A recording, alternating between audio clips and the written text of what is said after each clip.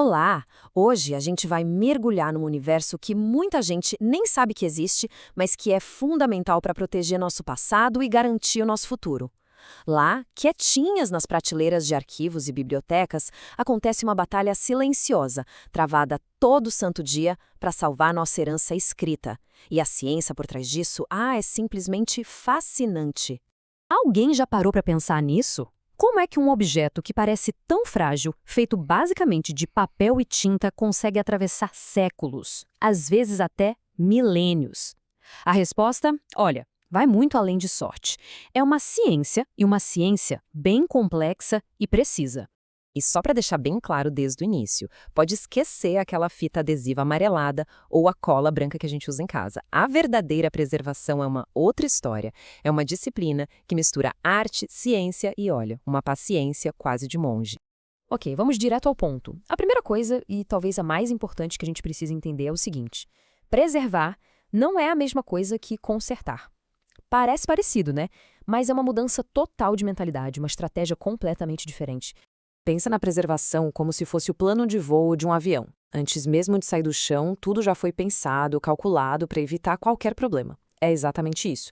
A preservação cria as regras do jogo, as políticas para proteger a coleção inteira antes que o primeiro estrago sequer apareça. É a arquitetura invisível que sustenta tudo. E aqui vai uma dica de ouro para nunca mais esquecerem. O P de preservação é de planejamento e de políticas. É a cabeça, a parte estratégica da operação, que garante que a coleção inteira esteja segura antes mesmo de qualquer ameaça dar as caras. Agora, vamos colocar um pouco de ordem na casa.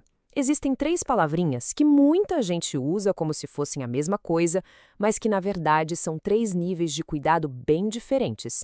Vamos montar esse quebra-cabeça juntos? Então, a grande diferença é essa aqui. Olha só, a preservação, como a gente viu, é o cérebro da operação, o plano mestre que guia a instituição toda. Já a conservação, bom, a conservação são os braços, é a rotina, o cuidado do dia a dia com a coleção. E a restauração? A restauração é a UTI, é a cirurgia de emergência para salvar um paciente que já está em estado grave. Mas por que tanto trabalho? Por que essa preocupação toda? É porque lá, nas sombras das estantes, os livros estão travando uma luta silenciosa contra inimigos que a gente nem vê, mas que ameaçam a apagar essas histórias para sempre. Primeiro temos os inimigos físicos.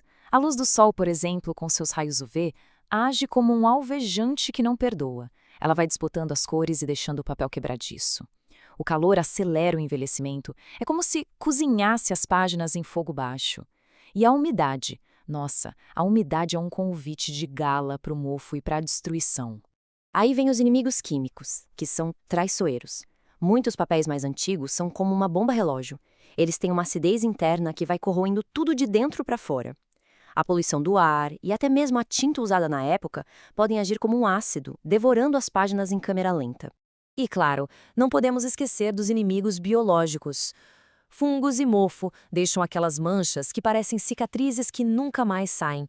E os insetos famintos, eles transformam a história num verdadeiro banquete, devorando páginas e capas sem dó nem piedade. E, por fim, talvez o inimigo mais comum e perigoso de todos, nós mesmos. Pois é, o toque sem cuidado, a gordura natural das nossas mãos, ou aquele ato que parece tão inofensivo de umedecer o dedo para virar a página, tudo isso vai causando um desgaste lento, silencioso e constante. Ok, com tantos inimigos à espreita, parece uma batalha perdida, né? Mas a resposta está na conservação preventiva. É ela que está lá na linha de frente, defendendo os livros todos os dias. Olha só esse número. Parece algo simples, né? Mas manter a temperatura estável, ali entre 18 e 22 graus, pode ser a diferença entre a vida e a morte de um livro. É como colocar o processo de envelhecimento em câmera super lenta. E isso é só a pontinha do iceberg. A gente está falando de controle de umidade, filtros especiais para luz, ventilação constante. Tudo isso junto transforma a biblioteca numa espécie de santuário, sabe? Uma bolha protetora onde o tempo passa bem mais devagar para os livros. Mas a defesa não para no dia a dia. É preciso estar pronto para o pior.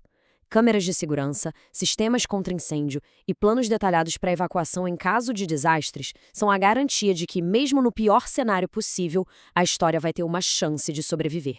Mas e quando a prevenção não adianta mais? Quando um livro já está ali, na beira do abismo?